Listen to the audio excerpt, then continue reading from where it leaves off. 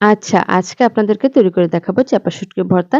সেজন্য এখানে চাপা শুটকি নিয়েছি। এগুলোকে আমি হালকা গরম পানিতে ভিজিয়ে রাখবো প্রায় ০.৫ ঘন্টার মতো। এরপর নখের সাহায্যে ভালোভাবে খুঁটিয়ে এর আঁশ এবং পাখনাগুলোকে ফেলে দেব। সাথে চাপা শুটকির মাথাটাও ফেলে দেব।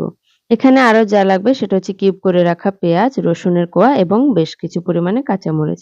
এখন একটা প্যান বসিয়ে দিয়েছি চুলায়, তাতে দিয়ে দিচ্ছি সেই পেঁয়াজ, রসুন ও মরিচ এবং হচ্ছে চাপা শুটকি। অবশ্যই এর মাথাগুলো ফেলে নিয়েছি।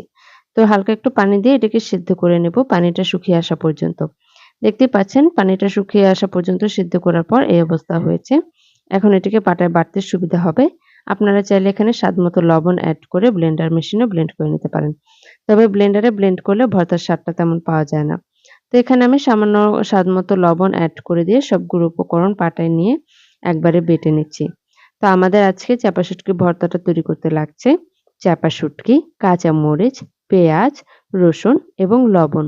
এই সবগুলো উপকরণ দিয়ে এখন আমি পাটায় ভালোভাবে বেটে নিচ্ছি।